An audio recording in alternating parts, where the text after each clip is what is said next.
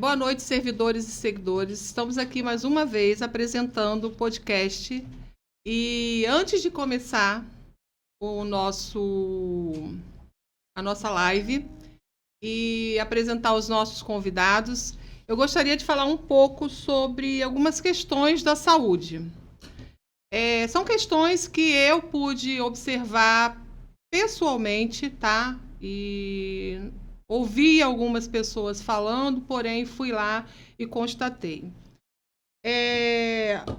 Algumas pessoas sabem que existe um centro de especialização, SEMES, e que esse centro tem que ser marcado consultas no Morro do Corte, certo? E as pessoas vão lá, fazem a marcação de suas consultas. No caso, eu vou dizer da questão de ginecologia preventivo, que é muito importante para as mulheres. Então, no dia do exame, para surpresa, no SEMES, não tem mesa ginecológica lá. Então, a mulher que vai ao SEMES, ela não vai ser consultada, ela não vai conseguir fazer um preventivo. Ela tem que sair de lá com exames que você acha que vai ser marcado esses exames ali na hora. Não. Outra surpresa. Você sai dali com a mamografia, o pedido de mamografia, o pedido de uma ultrassonografia transvaginal do abdômen total, tudo que é importante para a mulher, e ela vai voltar até o Morro do Corte novamente para fazer essas marcações e entrar no CISREG. Chegando lá, ela tem que escutar que tem que trazer toda uma documentação para marcar esses exames, o que é um absurdo. Porque não avisam antes que ela tem que levar essas documentações. Então, a marcação de consulta, ela tem que ser... Por que não é feito tudo no centro no SEMES? Por que não é feito tudo ali? É uma pergunta que eu gostaria de fazer. Outra coisa, o CISREG. Em 2019, deram entrada no CISREG de uma cirurgia, tá? Uma cirurgia de retirada de pedra na vesícula. Em 2024, a pessoa foi até o Morro do Corte para saber como é que estava a situação dela, porque até então não tinha sido chamado. E foi descoberto que em 2022, essa pessoa tinha tido seu CISREG cancelado. Então, assim, isso é muito grave, para mim isso é muito grave, isso é um descaso com a saúde da população, e foi pedido para que ela fizesse todo o procedimento de novo, marcasse uma consulta, passasse pelo médico e entrasse na fila novamente. Então, assim, isso é uma coisa que eu gostaria de falar, porque muitas pessoas estão relatando isso e eu pude ver isso de perto, tá? Bom, agora nós vamos entrevistar, nós temos aqui a honra de receber Kelly Serpa, diretora do CEP e coordenadora, né? Trabalhando muito, né, Kelly? Bastante. Estamos aqui com a Kelly hoje, é uma das nossas convidadas. Temos também o doutor Antônio, que é pré-candidato a prefeito daqui de Itaguaí. E doutor Antônio é ginecologista e obstetra. Então, assim, por isso que eu escolhi, doutor Antônio, esse assunto, para falar exatamente na sua live. Eu esperei esse momento para falar, porque eu gostaria de perguntar a sua opinião sobre isso. Mas antes de mais nada, eu queria que você se apresentasse um pouquinho para a gente, falasse um pouco sobre você. Primeiro, eu quero agradecer a Deus a oportunidade de estar aqui, agradecer o convite a vocês. Eu acho altamente inteligente e democrático você chamar os pré-candidatos e perguntar o que eles pretendem fazer. Enfim, eu acho que é fantástico, e agradecer aos ouvintes, né? Eu tenho 31 anos de formado. Eu fui acadêmico de medicina do Nossa Senhora da Guia. No terceiro período de medicina, eu comecei a fazer estágio no Nossa Senhora da Guia. E quando eu me formei médico, em 93, eu fui diretor da maternidade do Nossa Senhora da Guia, eu e o Dr. Sérgio Almeida Tavares, em que nós chefiávamos a maternidade e a clínica médica. Naquela época, nós não tínhamos os recursos que nós temos hoje, mas funcionava muito. Eu até acho que funcionava mais. Em termos de, mesmo com a falta de recursos, nós conseguimos fazer muito pela população. Aí eu chefiei a maternidade durante mais ou menos uns 5 anos, e depois eu segui na vida privada, com consultório em Itaguaí. Eu tenho casa em Vila Geni, casa que está no meu nome, em Vila Geni. Eu tenho desde que eu era adolescente, quando meus pais se mudaram para Vila Geni. E tive minhas filhas, né? Eu fui batizado na igreja de São Benedito, ali em Coroa Grande. A minha filha mais velha também foi batizada lá. Então eu tenho uma história muito bacana em Itaguaí, né? Eu formei minhas 2 filhas com o meu trabalho de Itaguaí. Itaguaí fez muito por mim, né? E agora eu fui chefe da maternidade, eu fui diretor-geral da maternidade de Seropédica, em que o prefeito Lucas, professor Lucas, me convidou para chefiar a maternidade. E nós chegamos numa maternidade, eu e o meu vice-diretor, uma maternidade que com muito poucos recursos, muito poucos mesmo. E o prefeito Lucas me deu carta branca. Eu falei para ele que eu só aceitava se ele me desse carta branca. E ele me deu carta branca. Ele honrou o que ele falou. E nós conseguimos, assim, modificar a maternidade, a ponto do paciente chegar lá e achar que estava no hospital particular. Isso, para mim, foi fantástico. Foi um desafio, assim, muito bacana. A gente triplicou o número de cirurgias. Então, nós conseguimos, de poucos recursos, conseguimos gerar uma coisa bacana para a maternidade. A minha vida sempre foi em Itaguaí, eu fico de segunda a sexta. Depois eu também tenho um consultório no Recreio. Eu tenho 31 anos de formado em Itaguaí, 15 anos eu tive consultório no Recreio. Hoje eu fechei o consultório, há 2 anos eu fechei o consultório do Recreio e me dediquei só a Itaguaí. E antigamente você não tinha os recursos que você tem hoje. Por exemplo, eu não tinha uma maternidade em Itaguaí que pudesse oferecer condições para as minhas pacientes, uma maternidade de alto risco, a não ser a Semeru de Santa Cruz, mas muitas pacientes queriam a perinatal Barra. Então eu levava muitas pacientes daqui que elas optavam pela perinatal para ter o neném lá, para fazer esterectomia lá, retirada de útero, mas a Semeru de Santa Cruz sempre atendeu bem às minhas necessidades, né? E é isso aí a minha história. Eu sempre trabalhei muito de segunda a segunda, eu criei minhas filhas aqui, a minha casa é em Vila Geni. Aí as pessoas até colocam, mas ele também tem casa no Recreio. Eu tenho casa no Recreio, até porque eu tive uma demanda lá que me obrigava muitas vezes a estar lá. Mas é de segunda a sexta em Itaguaí. Né? Como vários profissionais têm casa em outros lugares. Hoje você tem um consultório... Só em Itaguaí agora. Só em Itaguaí. Eu fechei o do Recreio. Deixa eu só acrescentar uma coisa. O doutor Antônio, sou paciente do doutor Antônio, meu filho, tive com ele. Você é paciente do doutor Antônio? Todos os meus pré-natais eu fiz com o doutor Antônio, porque, de verdade, é muito atencioso. Toda vez que você liga, ele atende a ligação. Então, assim, morando longe ou não, eu sempre fui muito bem atendido. E todas as vezes que eu precisei, tanto ele quanto o Josué me atenderam muito bem. Olha. É legal ouvir isso, né? Muito bom. Então a minha história é essa, né? Eu estou falando uma história como profissional. Eu tenho 2 filhas e essa é a minha história de Itaguaí. Doutor Antônio, essa gestão que você teve lá em Seropédica com o prefeito Lucas, é isso? Isso. Foi que período? Foi de 1 ano, foi 1 ano atrás. 1 ano atrás? Não, fez agora, tem 1 ano. Tem 1 ano, então foi recente. A gente conseguiu mudar a maternidade em 2 meses. Em 2 meses? Em 2 meses a gente conseguiu mudar a maternidade. Nossa, muito recente. Até de ter auditoria na maternidade, achando que nós não estávamos fazendo aquilo tudo. Entendi. Porque a gente triplicou o movimento. Sim. E Nossa Senhora da Guia era um hospital que hoje não existe mais. Não existe mais, era um hospital importante. Na sua visão, esse hospital deveria retornar? Eu acho que sim, eu acho que deveria retomar. Não por um saudosismo que eu tenha, né? Claro que... Pela necessidade. Quando eu lembro do Nossa Senhora da Guia, eu tenho recordações muito boas. Imagina esse hospital funcionando hoje com os recursos que nós temos.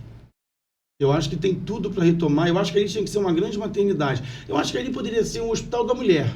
Não só para parto, mas, por exemplo, você ter um pré-natal, você ter uma parte dele com atendimento ginecológico, ultrassom, mamografia, transvaginal, preventivo, tudo no mesmo lugar. Não dividir, porque isso gasta muito dinheiro para o paciente. Às vezes ele não tem condição. Não tem. Né? Então, a mulher que chegasse lá, ela faria tudo no mesmo dia.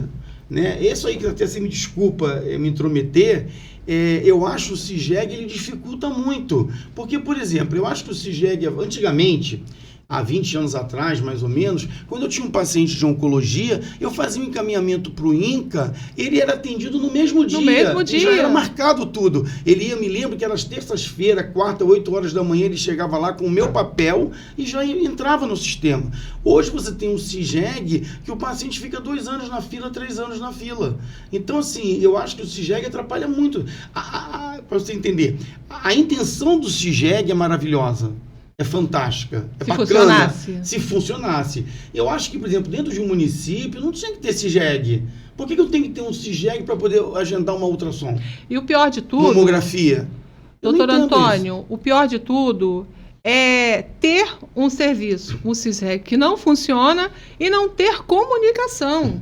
Porque, você vê, de 2019 a 2024... não houve uma comunicação. A pessoa morre quando é chamada. Não ligaram, não entraram em contato com a pessoa. Isso é muito grave. Muito grave. Porque existem pessoas que estão morrendo. Por que não poderia agendar direto? Por exemplo, no próprio posto de saúde, se o obstetra pediu ao ginecologista uma ultrassom da mama, já agendava ali mesmo. A própria recepcionista já agendava pelo computador. Sim. O dia da ultrassom. Que fosse municipal. Né? Tinha que ser integrado, um sistema integrado. Isso. Que você chegasse em qualquer lugar e marcasse e ali já está marcado. Eu não consigo entender essa fila.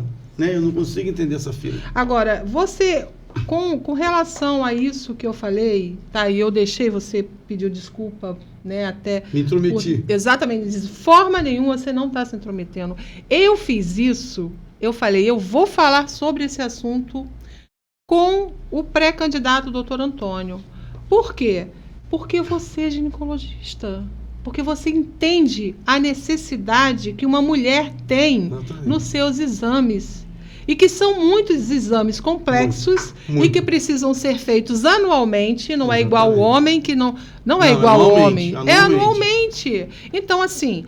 Aí você vai no SEMES, onde deveria, o nome é sugestivo, onde deveria existir lá, você presume que seja, ali funcione tudo. E quando você chega ali, você se depara que não tem uma cama ginecológica, que é o básico. E aí você sai de lá você sai de lá com a receituário de um exame de mamografia, que todo médico ginecologista vai pedir, né? Um preventivo, vai pedir uma mamografia, vai pedir uma transvaginal, vai pedir um abdômen total, tudo.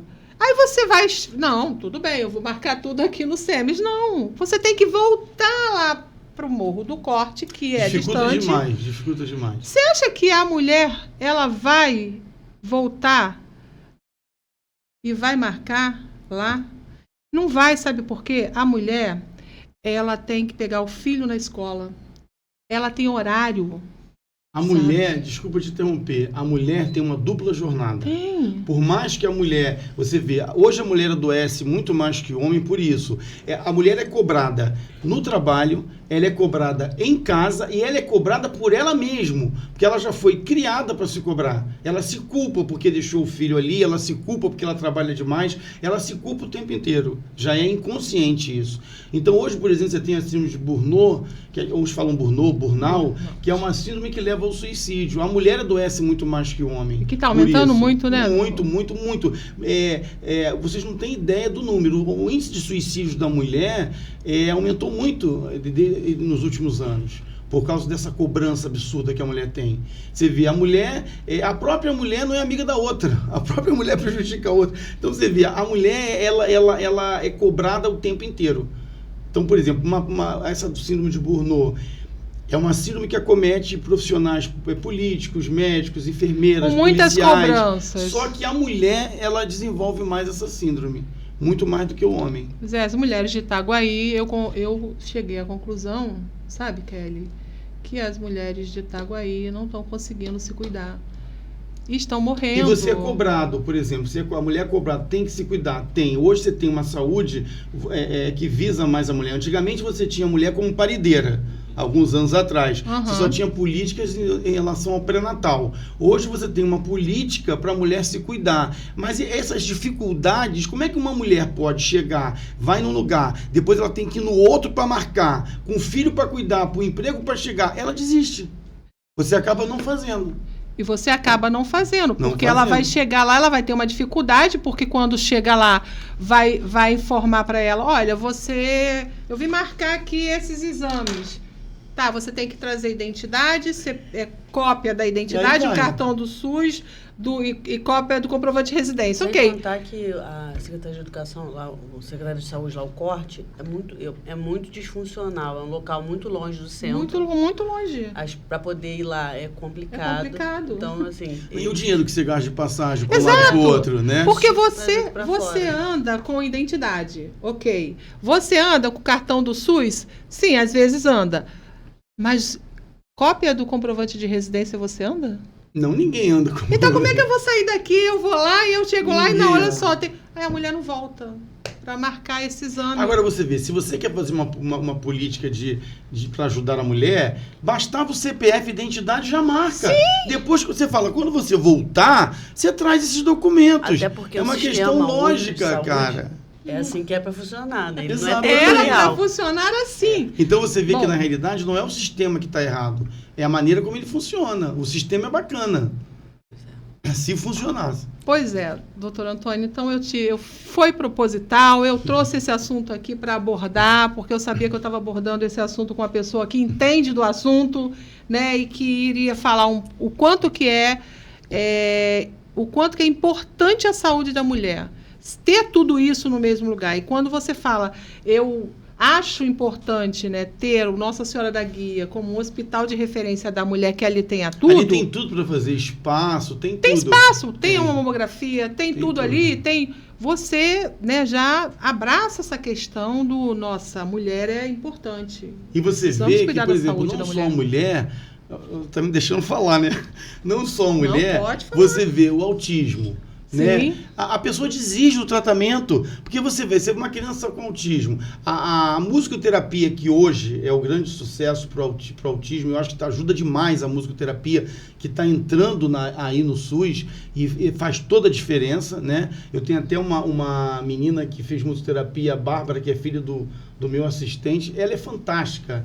Ela, com pouco tempo de formada, você tem que ver os resultados que ela tem com os pacientes dela. Mas você vê, a mãe com uma criança com autismo, o espectro autista, ela faz musicoterapia num lugar, psicologia no outro, ecoterapia, é tudo diferente, você não consegue. Não tem um centro especializado também para o autismo. Se você tiver um centro com tudo ali, você vai economizar demais a essas... E vai ter o tratamento, vai conseguir fazer.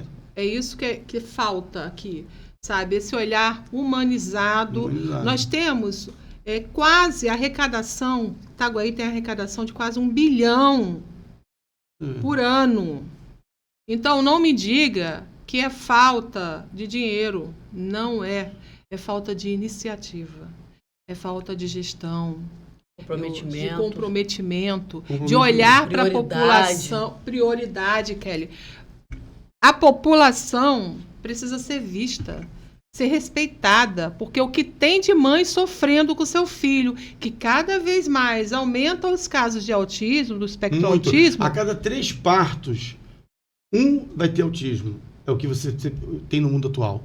A cada 3, 1. Então vai aumentar demais. Já está aumentando, né? Já está aumentando. Você vê que você não ouvia falar. O problema, Rita, é que o cenário político que nós vivemos hoje é um cenário de briga. É um querendo falar mal do outro e criticar o que o outro faz. Não existe, eles não entendem essa polarização, a direita, a esquerda, um com ódio do outro. Isso não existe. Nos outros países você tem uma união. Eu acho que quem sai perdendo é a população. Por exemplo, as pessoas veem assim, o doutor Antônio não tem experiência.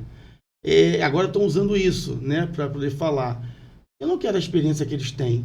Não quero! Que experiência é essa que os outros governantes, não estou falando de um específico. Se você for parar para pensar, o que essas pessoas experientes fizeram?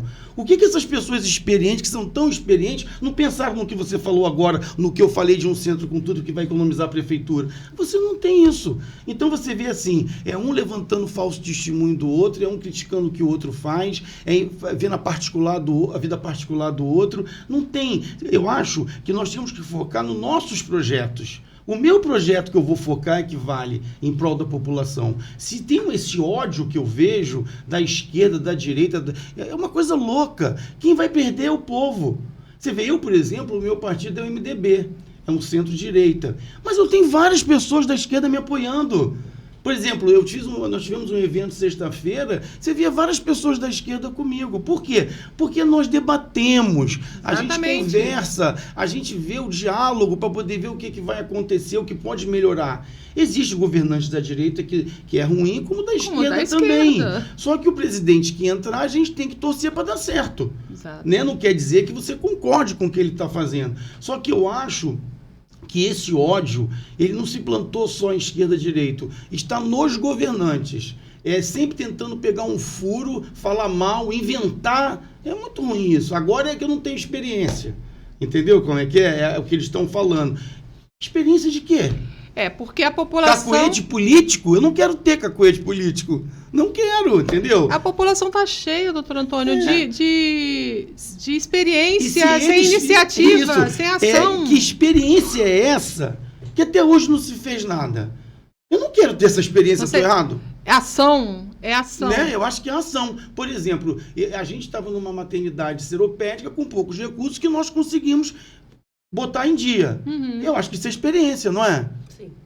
Com certeza. Eu acho que é por aí. Muito mais que experiência política, você tem experiência em pessoas, né? A pessoa falar que está no hospital particular, você vê, doutor Antônio, eu me senti no hospital particular. Isso é muito gratificante para mim. Você vê que está dando certo. Está dando certo, entendeu? Está dando certo. Então, eu acho isso. E eu fico muito feliz com isso, né? De ter esse relato aqui. Eu tenho certeza que vamos chegar a um momento em que eu até em Itaguaí também teremos isso, porque infelizmente eu não posso dizer o mesmo do São Francisco. Eu até estou falando. Eu não posso dizer o mesmo. Eu até falei isso da experiência, foi até um desabafo, porque todo lugar agora tem que falar isso. Não, doutor Antônio não tem experiência, não tem cacuete político. Não quero cacuete político. E nem quero essa experiência que eles têm. Estou errado? Não, está certíssimo. Certo. Aliás, eu acho que é até um recado para quem, né, diz que que a experiência vale mais do que a ação. Venha, se junte. Se junte a quem não tem experiência e vamos unir força para melhorar essa cidade. Porque é assim que a gente tem que fazer. A direita e a esquerda tem que se unir. Juntos, e a gente tem que unir para o mundo ser melhor. Você quer ver uma coisa? Eu não posso mais saber do que você como servidor efetivo. Não. Entra governo, sai governo, eu vou embora. O servidor efetivo fica. Quem que entende mais do sistema? É o servidor efetivo. Eu não entendo mais do que ele. O problema é que as pessoas acham que sabe tudo. É uma briga de ego. Exatamente. Isso mas eu não posso interessa mais para a população. Eu não tenho como saber mais do que o servidor que já passou por vários governos. Ninguém mais do que ele entende do sistema, mais do que eu. Eu acho até que eu, como professora... Se é que vai ter servidor efetivo. Se é que vai ter, né, Kelly? Se é que vai ter algum... Como está caminhando... Até ano que vem. Eu posso até dizer, como professora, a gente costuma até dizer que a gente nunca sabe de tudo. A gente está todo dia aprendendo algo novo, porque o mundo está mudando. O que você aprendeu ontem, hoje já mudou, já é outra coisa. Então, você aprende com os alunos, você aprende com as crianças, você aprende com os jovens, você está sempre aprendendo. Então, quem tem isso de ego, esquece. Mas é isso que é o terror. Acho que o grande terror é esse. É você não admitir que você tem limitações, que você aprende todo dia, que você não sabe tudo. Não sabe tudo. Muito bem. É isso aí, exatamente isso. Bom... Vamos para as perguntas. Esse papo está muito bom, hein? Está muito bom, assim, sabe? Mas vamos para as perguntas que os nossos servidores, né, fizeram. E eles querem saber, né, que... Doutor Antônio, se caso você for eleito a prefeito, né, dessa cidade, O que os servidores podem esperar durante os 4 anos seu? O diálogo. Eu acho que tem que haver um diálogo constante entre o prefeito, vereadores, sindicatos, os servidores. Sem diálogo você não chega em lugar nenhum. Quando eu cheguei na maternidade seropédica, as pessoas tiveram muito medo que eu iria demitir. Nós não demitimos, nós admitimos. Eu levei uma equipe administrativa, né? E a gente se uniu. E com o diálogo eu fiz a maternidade dar certo. Com o diálogo eu fiz crescer. Pessoas que estavam contra, hoje estão a favor da gente. Então isso é muito bacana. Eu acho que o diálogo é fundamental. Nós temos até, né, Kelly, algumas do próprio sindicato, algumas experiências do sindicato, que nós não conseguimos resolver questões, né, de pautas que já estão aí há mais de 4 anos para serem resolvidos, e nós não conseguimos resolver porque por falta de diálogo com o atual governo. E isso, assim, é algo que desmotivou o servidor. Muitos servidores estão saindo daqui, nós estamos perdendo servidores, porque os servidores estão em outro concurso e vão embora. E vão, porque... Sendo que o plano de carreira do município... Desculpa, Rita. Não, pode falar. Sendo que o plano de carreira do município de Itaguaí é um dos melhores planos de carreira do estado do Rio.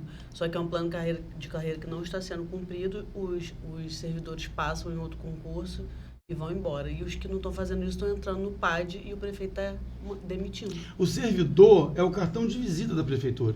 O servidor efetivo, comissionado, servidor contratado é o cartão de visita. Eu tenho que ter um relacionamento legal com eles. Ele tem que estar bem, tem que estar feliz. Para você trabalhar bem, você tem que estar satisfeito. Claro que nem tudo você consegue, nem todas as reivindicações você consegue cumprir. Mas com o diálogo a gente atinge o meio termo que fique bom para os dois lados. Eu acho que é por aí. Porque o cartão de visita é quem? É o servidor. Diálogo, negociações, isso aí. Sentar. Nem isso conseguimos. E transparência. Sim, transparência. Olha só, você está me querendo isso, mas vamos ver aonde que a lei está. A lei permite isso, então vamos brigar. Vamos brigar por isso aí. Modificar aquela lei que está ultrapassada. Que modifique. Eu acho que é por aí. Exatamente. Kelly, você quer falar alguma coisa sobre essa questão da pauta, das reivindicações que não foram... Então, o que eu tenho a dizer, né, aquilo que a gente já sabe, já está batendo nessa tecla há algum tempo, a atual gestão não conversou com a gente em momento algum, muito pelo contrário, queria escolher quem ela ia conversar. Não é assim que funciona, a gente não pode escolher, a gente, né, tem que conversar com o sindicato, tem que escolher. Na verdade, a gente não caminhou nada com essa gestão atual, nada. A gente está paralisado no tempo. E agora, para finalizar com chave de ouro o mandato, ele resolveu mandar todo mundo embora. Está botando várias pessoas no PAD, no processo administrativo disciplinar, sem comprovar as denúncias, e vai lá e exonera, demite essas pessoas. Então, assim, eu não tenho nem o que dizer. Isso é muito grave, né? Isso é muito grave. É estarrecedor, é triste, é de uma covardia que não tem o que dizer. Eu não tenho, o que eu tenho para dizer é muito ruim, é melhor eu nem dizer, porque assim, é uma coisa que não tem explicação, não existe o que está acontecendo em Itaguaí hoje. O que está acontecendo em Itaguaí hoje não existe o que está acontecendo em Itaguaí hoje, gente, é isso. Tem uma questão da pauta, tá, Kelly, que depois nós vamos voltar nesse assunto do PAD, que eu acho muito interessante isso. Tá aí muito grave, porque o que está acontecendo é gravíssimo mesmo, está afetando muita gente. Mas tem uma questão da pauta, tá, que é referente à Lei 3.605 de 2017, que é sobre o Vale Transporte, né, o Auxílio Transporte. E esse Auxílio Transporte, nessa lei, está como R$ 8,00 há muito tempo, desde 2017.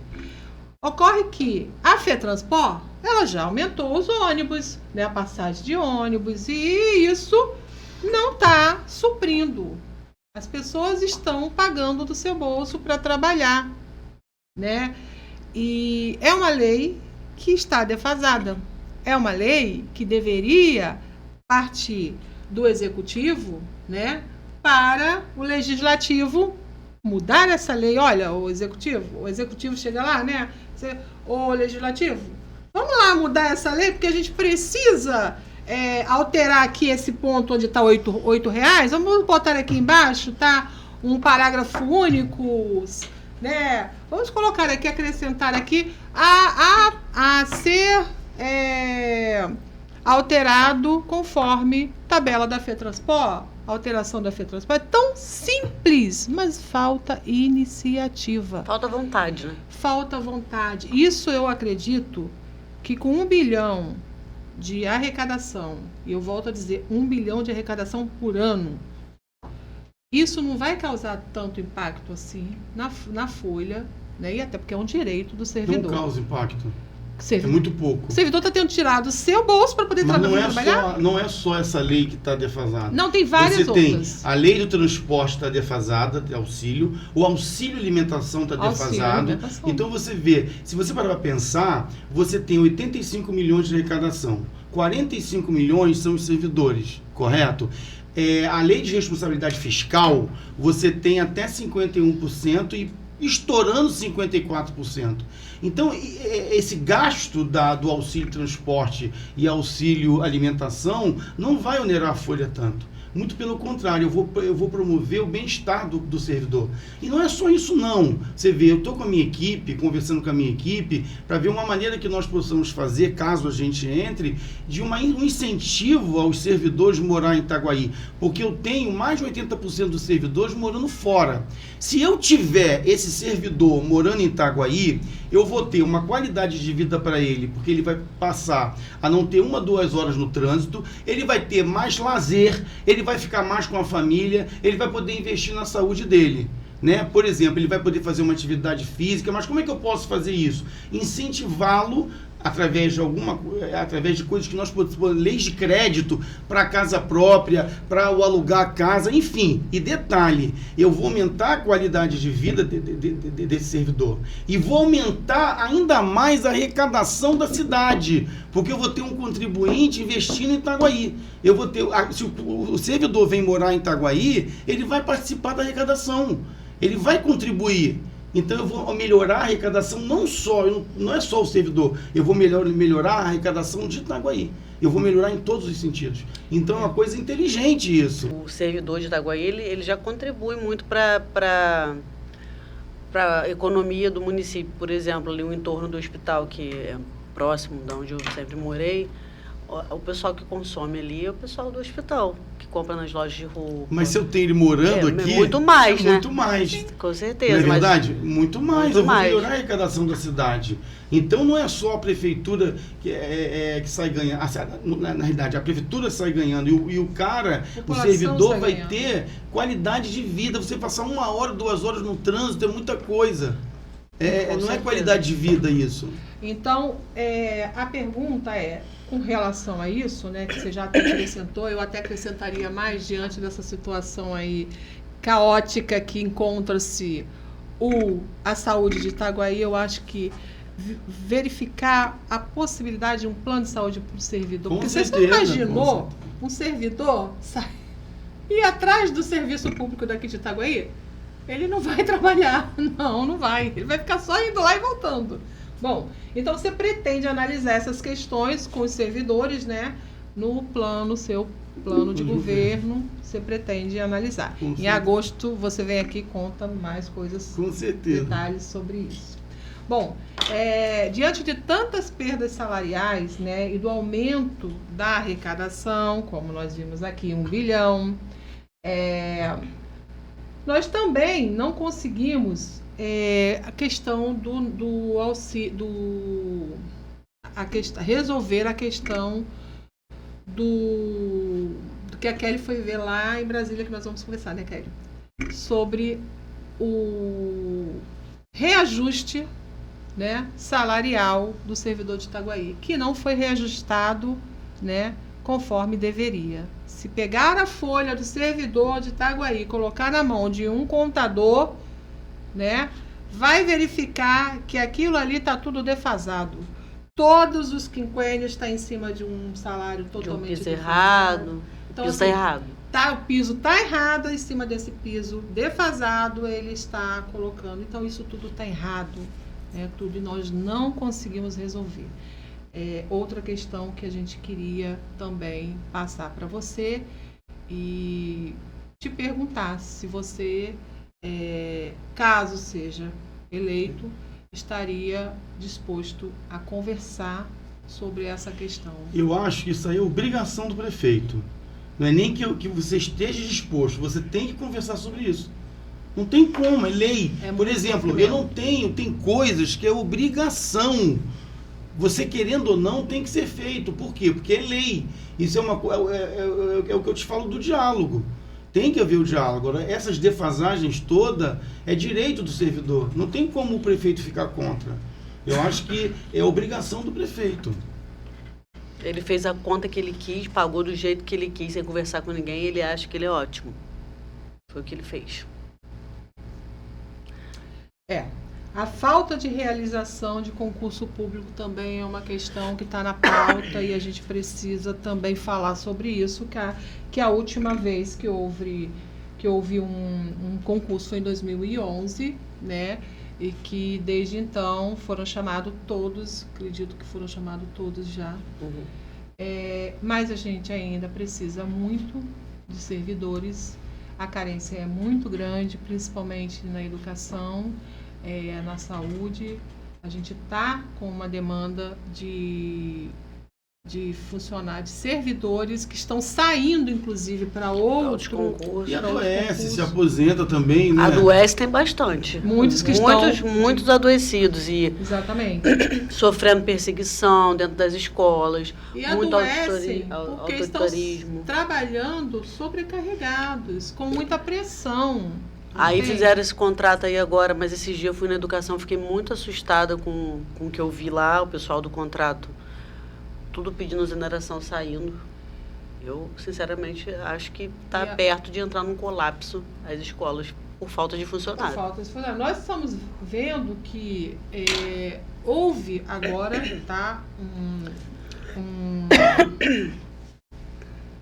a folha, né, de pagamento, ela inchou muito, ela aumentou demais. A gente viu que teve esse aumento de salários, né, muito surreal, que são salários altos que não deveriam estar, né? A gente sabe que existe porque nós tivemos acesso a essa folha e está no portal da transparência, para quem quiser ver. Está no portal da transparência, está lá, qualquer um pode ver, né? E inclusive contratação de funcionários, porque os servidores não estão, está faltando servidor, porque falta concurso. Houve, inclusive, uma banca, né, que estava aí, ficou 4 anos, eu acho que 4 anos, né, uns 3 a 4 anos para poder fazer esse concurso, e no final terminou 4 anos. Não resolvendo nada. Tem gente que está ainda com o dinheiro lá. Não consegue pegar o dinheiro de volta. Não consegue pegar o dinheiro de volta. E a gente queria saber o seguinte: você pretende realizar concurso de imediato, caso seja eleito? O concurso, ele é necessário sempre, né? Porque você vê, mesmo com o concurso, você ainda vai ter uma carência. Vai ter uma carência. Então, é necessário o concurso. Mas mesmo com o concurso, eu também preciso dos servidores contratados, porque vai continuar tendo carência. Então, eu acho que o concurso não impede, eu acho que o concurso tem que ser feito, eu acho que tem que fazer sim. Eu acho que é importante fazer o concurso. E você sabe, doutor Antônio, que nós temos vários servidores que são servidores graduados, servidores conceituados, eu diria conceituados, e que esses servidores poderiam estar ocupando um cargo de confiança. E eu acho que não havia necessidade de pegar contratações e colocar, né, no lugar de esses cargos comissionados deveriam ser ocupados por servidores efetivos, servidores efetivos. O que você acha, Kelly? Eu acho que sim, acho que se na minha equipe eu tenho servidores efetivos que fazem parte da minha equipe. Eu não posso citar nomes, porque você sabe que a perseguição é muito grande. Então, eu penso o seguinte, se o cara é qualificado, se o cara tem capacidade, por que não? Vamos supor, eu estou numa secretaria e eu tenho um servidor efetivo ali de anos. Por que ele não pode ser comissionado? Por que ele não pode? Não estou dizendo para você que eu não possa ter... Eu acho que eu preciso de servidor comissionado, eu preciso de servidor contratado. Isso precisa, porque tem uma carência sempre. Mas eu quero dizer que por que não eu não teria um servidor efetivo comissionado? Se eu tenho um cara... Porque é burrice eu não pegar. Se eu tenho uma secretaria, que eu tenho um servidor que ele entende, está ali há anos, por que eu não vou aproveitar ele? Se ele quer trabalhar, se ele gosta. Agora, eu não posso aproveitar um servidor que não trabalha. Agora, aquele que trabalha, ele merece o cargo. Eu acho até que é um incentivo a ele. Isso não impede de eu ter servidor contratado, de eu ter servidor comissionado, sem ser o efetivo. Mas a gente tem que aproveitar os efetivos, porque é o que eu te falei. Sai governo, entra governo, 4, 8 anos como for, vai embora. O servidor efetivo está ali. Ele entende, ele sabe o que está acontecendo. Então eu acho uma burrice você não aproveitá-los. Eu acho que se ele merece, ele tem capacidade, tem que pegar sim. O que me parece que passa, né, eu tenho essa impressão, que o servidor, né, efetivo é meio como se tivesse um rancor, né, daquele servidor. Então vai lá e pega outro e bota no lugar, mas não pega aquela pessoa que tem lá uma formação, que é uma pessoa que custeou seus estudos. Que coisa melhor que isso? Eu custeei os meus estudos, eu estou dando um exemplo assim, tá? Não que seja eu. Custeou os seus estudos por recursos próprios. Essa pessoa merece valorização.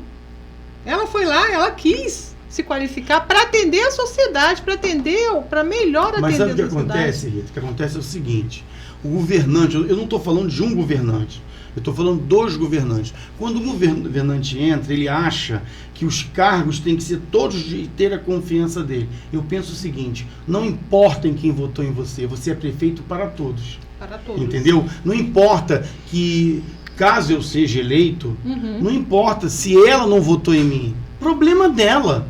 Mas se ela é uma profissional de capacidade, por que ela não pode chefiar? Sim. Você não pode confundir as coisas. Se você quer que um governo dê certo, você não pode confundir. Eu acho que não importa quem votou em você, você é prefeito para todos. Exatamente. Então, se você não votou naquele... Caso eu seja eleito, se você não votou em mim, mas você é competente, por que você não vai chefiar? Se eu não gostar do teu trabalho, eu te chamo e falo, olha, não está legal, você não está atingindo a expectativa, então vamos ter que mudar. Mas eu quero dizer que não impede, é porque hoje criou-se um cenário político que é muito desleal. É aquela coisa, você entra, você tira todo mundo. Por que vai tirar todo mundo? Se você tem profissionais, você chega no hospital, se eu tenho técnico, enfermeiro ou médico que é competente, por que eu tenho que tirar ele? Porque eu entrei. Não existe isso. Eu acho que é porque o cenário ficou assim. Hoje tá no ranço, sei lá o que é. Doutor Antônio, vamos falar um pouco sobre a questão, para finalizar, a gente poderia ficar aqui muito falando. Muito gostoso. Tá falando assim, mas em agosto você vem aqui. Se Deus quiser. Vai falar, eu acho importantíssimo isso que você falou, não é porque ela não votou em você. Problema, Você tem que governar para todos, não é guardar rancor, não é perseguir, isso. É governar para todos. Que ela pode ser, por exemplo, às vezes você tem um profissional que na vida dele ele não é legal, mas é um excelente profissional, por que eu não vou ter esse profissional? Exato. É competente? Exatamente. Trabalha? Então pronto. Eu estou até citando um exemplo esdrúxulo, né? Tipo assim, uma pessoa, eu não estou falando de uma profissional que não votou em você, essa pessoa não quer, é o direito dela, a gente vive uma democracia. E eu acho bacana, não votei em você, pronto, acabou. É o problema teu, você não é boa? Democracia, democracia é isso, gente. Não é verdade? Sim, o futuro está aí. Quem é que vai ganhar? O trabalho dela vai levantar a prefeitura. Algo não levou aquela pessoa a votar naquele candidato.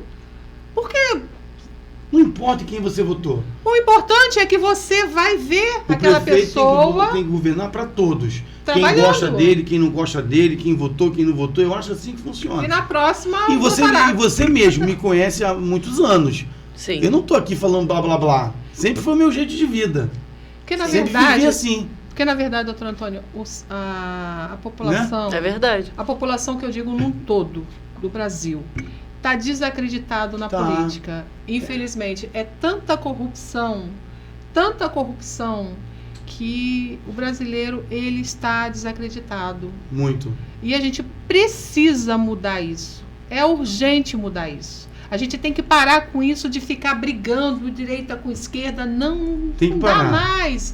A gente aqui tem que mudar o mundo. Porque é a população que paga. Exato. A gente tem que se unir e O ir pra legislativo frente. tem que estar unido com o executivo. Exatamente. Tem que estar unido. Ó, eu não concordo com você por isso. Por que você não concorda? Vamos debater.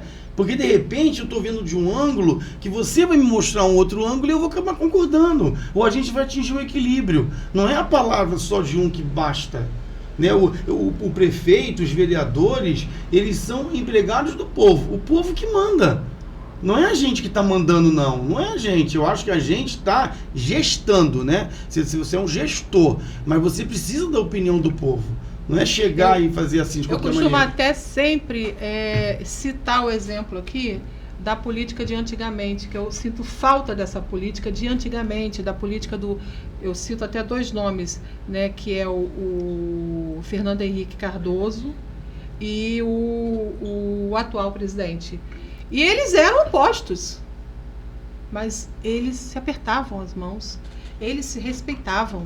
E a gente precisa disso, a gente precisa de Exatamente. respeito, precisa voltar a essa política de antigamente, de que eu não concordo com você, mas isso não vai fazer que eu seja seu Isso inimigo. aí. Eu tenho que te respeitar. E você é bacana, por exemplo, hoje eu tenho pessoas que são de outra chapa, opositores, que são meus amigos. Por Exato. exemplo, o Gil Torres, eu fiz parte dos filhos dele. Nós nos cumprimentamos, nos abraçamos, Tem que entendeu? ser. E o Alexandre Vale, né, pessoas que eu encontro, que a gente conversa, a gente segue. O próprio Donizete, a gente seguiu caminhos diferentes, mas se a gente se encontra, se cumprimenta, não fica falando mal um do outro. Respeita, Eu acho que é por aí. É os Isso. seus projetos é que vale. E vai ser eleito aquilo que o povo escolheu. A democracia E a gente vai respeitar, entendeu? Eu acho que é por aí. certeza.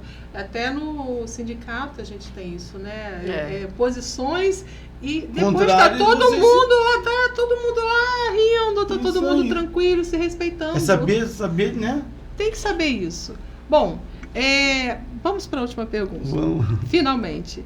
Nós estamos vendo que ultimamente Itaguaí está comprometendo aí, né, o seu orçamento com mais ou menos mais de 1,5 milhão, tá, de cachê de artistas e para uma festa que a gente sabe que é uma coisa assim muito vultuosa. Acho que tem que ter festa, na minha opinião, eu acho que tem.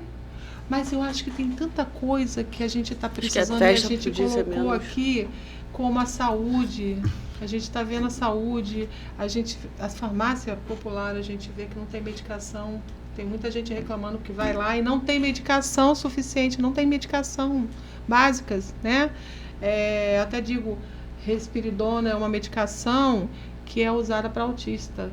E se você for lá na farmácia, Tem lanceta, não né? existe. Aquela lanceta de fazer medição de glicose não tem, Não não tem tem. quantos meses. Então, será que é necessário é uma crítica construtiva? Não é uma crítica... não estou fazendo aqui uma crítica, estou fazendo uma crítica construtiva para pensarmos juntos. Será que é necessário fazer uma festa dessa magnitude, tendo coisas para resolver ainda dentro da cidade e necessidades com a população, né? Porque a população está precisando e está carente disso, né? Da saúde, da educação. Eu acho até mais a saúde, porque com saúde, né, que a saúde não espera. Sem saúde você não pode fazer nada. Não pode tem fazer lazer, nada. não tem educação, não E tem a nada. saúde tá faltando a saúde. Os hospitais não têm lençol para colocar, né? Não tem material. O hospital, né? O hospital. O hospital. Não tem material. O único hospital que nós temos na cidade. Então, assim, isso são relatos que nós recebemos, né? O que você acha com relação a isso? Eu acho que a festa é importante, o lazer é importante, se a outra parte tá bem. Se você não está com a outra parte bem, você pode fazer uma festa com uma magnitude menor. Né? Você pode pegar talentos de Itaguaí, pessoas que foram descobertas em Itaguaí, fazer os shows. Você tem 1000 coisas que você pode fazer. Por exemplo, você hoje tem... eu conheço, por exemplo, talentos em Itaguaí que não tiveram oportunidade e que não vai cobrar o que você vê esses artistas cobrando. Então, eu acho que investimento na cultura e pouco investimento. Por exemplo, você pode ter, por exemplo, incentivar a descoberta desses talentos, né? Então você vê, isso aí você vai minimizar o valor da festa. Claro, a festa é importante, ela é importante, mas você tem que ver com que você pode usar. Você não pode fazer uma festa se a saúde não está legal. Você não pode fazer uma festa dessa magnitude se você não tem, se está faltando essas coisas, né? Eu não estou nem citando de Itaguaí, eu estou falando no geral. Então eu acho que a festa ela é importante, porque você incentiva as pessoas a venderem. Você tem, por exemplo, durante a festa, aquelas pessoas que abrem barracas e podem ganhar o seu dinheiro. É muito legal nesse sentido que você incentiva as pessoas a comércio ganharem. Também, o comércio, circula. Você movimenta, circula o comércio, é bacana. Agora você tem que ver o que você pode gastar que não comprometa os outros setores, que é mais importante, né? Podia se trazer, saúde não espera. Podia trazer um show grande 2 dias e fazer os outros dias com shows menores. Você pode fazer uma coisa de equilibrada para você poder ter essas pessoas ganhando, mas também tem um orçamento menor ali. Inclusive, tá, já que a gente está falando da saúde, eu também gostaria de falar sobre a questão dos contratados. Tem contrato que há 10 anos foram demitidos e até hoje estão lutando na justiça para receber esse dinheiro, que é seu direito, e não receberam, né? E aí a gente vê que é só entrar lá no site do Tesouro Federal que a gente vai ver que Itaguaí, ela entrou no sistema de informações sobre requisitos fiscal, né? Então, assim, é uma espécie de Serasa, né? Tá devendo. Então, tá devendo, tem que pagar. Então, por que não pega e não administra isso de uma forma? Vamos quitar. Pessoas que estão há 10 anos esperando o seu sustento, o seu dinheiro, trabalhou. Poxa, eu preciso do contrato hoje, aí muda o governo, eu boto vai embora, vai resolver seu problema lá na Justiça do Trabalho. É desumano, entende? Então, assim, eu acho que precisa-se ver isso com um certo olhar. Carinho, olhar. O que você acha, Kelly, sobre isso? Então, primeiro, eu acho que é um absurdo, né, que isso esteja acontecendo. E, assim, mas já que você está falando de contrato, eu vou falar dos contratos que estão aí agora. Não recebem passagem, vêm trabalhar sem receber passagem e, além de tudo, trabalham muito mais. Em alguns lugares estão indo embora porque estão sendo praticamente escravizados, porque os outros pensam que só porque eles são contratados eles têm que fazer tudo. Estão ficando muito doentes. Exatamente, não estão dando conta do... Primeiro que tem muito serviço. Aí o efetivo, alguns, a gente, né, sabe, bate mais na tecla, não, isso aqui assim não, né, alguns. Mas o contratado não faz isso, então ele acaba fazendo 3 vezes aquilo que tem que ser feito. Exageradamente, muito complicado, assim, a situação do contrato foi no passado e vai ser no futuro, porque eles não têm muitos direitos, acabam ficando à mercê de quem está mandando e acha que manda, né? É isso. Kelly, você foi essa semana, né? Semana passada, você foi lá em Brasília, né? E eu queria que você falasse um pouquinho o que você foi fazer em Brasília, Kelly. Eu fui para Brasília para mobilização para poder aprovar um PL, que é o PL 2531, que é o PL que vai dar o piso nacional dos funcionários de educação. Existe o piso nacional do magistério, dos professores. E aí agora nós que somos funcionários da educação, né, que não somos do magistério, mas estamos na escola, estamos ali fazendo acontecer a educação, a gente agora está correndo atrás de um piso que é nosso, que é esse PL 2531, que está tramitando na Câmara e a gente está fazendo a mobilização para isso. Então agora vai não só o piso nacional do professor, mas agora também do servidor da educação. Exatamente. O que é nada mais justo, né? Exatamente, Porque mas isso é uma coisa nacional, não é uma coisa... Nacional, sim, porque antes só tinha o do professor. Para quem não entende, só tinha o do professor. E agora vem essa PL que tem que ser aprovada, é isso? E aí a movimentação vem exatamente para que seja aprovada para a todos da educação, todos que trabalham da educação. Desde a pessoa do apoio até quem trabalha na secretaria. Então, todos trabalharam e não são considerados docentes, né? Exatamente. Então, eu acho muito legal isso, acho mais que justo que isso aconteça, né? E vai passar em nome de Deus. Vai sim, a luta é grande, a mas luta está temos que lutar, vamos lá. Fomos de uma comitiva do CEP Central e tinha gente, não era só daqui do Rio não, tinha gente do Brasil todo, todo fazendo essa correria aí para que essa lei seja aprovada o mais breve possível. Agora, vale lembrar, né, Kelly, que o piso nacional do magistério em Itaguaí não está sendo cumprido não, tá, gente? Não se iluda porque não está sendo cumprido. Não está sendo cumprido. Não está, mas nós vamos esperar dos próximos gestores, porque vai valorizar o servidor e vai pagar o que tem que ser pago, né? Porque eu acho que é assim que a gente tem que caminhar, né? Caminhar, nós estamos confiantes e a ideia desse podcast é exatamente isso. Mostrar para o servidor, olha, acredite, porque nós vamos lutar até o fim. Vamos lutar juntos, nós vamos conseguir mudar essa realidade, né? Porque uma cidade sem servidor não anda. Com certeza. Não anda, o servidor tem que ser valorizado. Nós temos valor, né? Vamos conseguir, Kelly, vamos conseguir. Sim. Então foi isso que você foi fazer lá, né? Foi isso que eu fui fazer lá em Brasília. Fui lá para poder fazer a movimentação para a aprovação desse PL. Doutor Antônio, você quer fazer alguma consideração final, suas considerações finais? Quer falar alguma coisa para o público? Eu quero agradecer a oportunidade que eu tive aqui de participar desse podcast, achei fantástico. Nós aprendemos todo dia, né? Eu já era fã da Kelly, hoje eu estou mais fã ainda. Obrigada. Né? E você vê assim, acho incrível como é que pessoas ficam no anonimato, né? Você vê um trabalho tão bacana como vocês fazem, é muito gratificante. Você, por exemplo, ver pessoas como vocês, vale a pena seguir. Olha a preocupação que você está tendo. Quantas pessoas estão se preocupando com isso? Você está aí de frente. Então, assim, eu já era seu fã. Hoje eu estou mais fã ainda seu. Obrigada. Porque isso é muito gratificante. Essa sensação, quando você encontra pessoas assim, é que te dá força para seguir. Para você ver que você está no caminho certo. Isso é que é fantástico. Então, assim, eu quero agradecer a todo mundo que me assistiu, a vocês, e deixar assim aquele beijo enorme para todo mundo. Kelly. Obrigada, Rita. Tá? Foi muito bom ter você aqui de novo. E eu tenho certeza, deixa eu botar o microfone, senão não vai sair. Eu tenho certeza que essa situação dos PADs vão ser resolvidas, tá?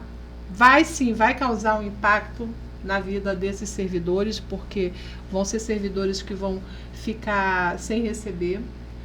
Mas eu creio que a justiça vai agir rápido, porque é assim que tem que ser. Não tem que passar... Nesse momento que eu estou aqui com vocês falando, tem uma servidora me mandando mensagem. A justiça está aí. Vamos deixar, o juiz vai analisar. No final de tudo, a gente só pode provar... Não posso falar que uma pessoa é bandido, eu não vou dar um exemplo, tá? Não na do PAD, porque ele é bandido sem antes ele passar pelo julgamento, né? A questão é que as pessoas estão entrando no PAD, a prefeitura não prova o que ela acusa a pessoa, e mesmo assim... Ela vai... Aí quando o pessoal chega lá na comissão, elas falam a seguinte coisa, o pessoal da comissão, que não é elas que exoneram, não é elas, mas elas não parecer. A comissão está ali para dar um parecer. São juízes. E o que o prefeito está seguindo é o parecer da comissão. E lembrando, não vamos deixar de lembrar, e eu vou dizer isso aqui olhando bem para a câmera, que vários desses PADs, a maioria do pessoal que está sendo exonerado agora, que está sendo demitido, foi assinado pela secretária de Educação, Nilce, que era secretária de Educação e hoje é pré-candidata a vereadora.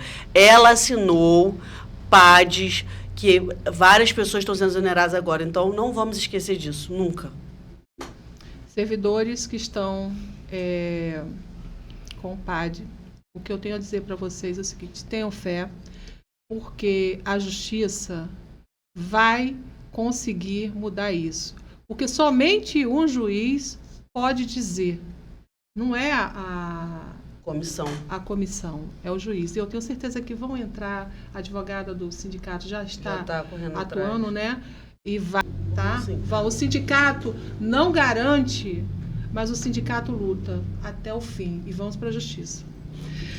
Gente, estamos finalizando o nosso podcast. Mais uma vez, queremos que vocês curtam nossas redes sociais, comentem, compartilhem.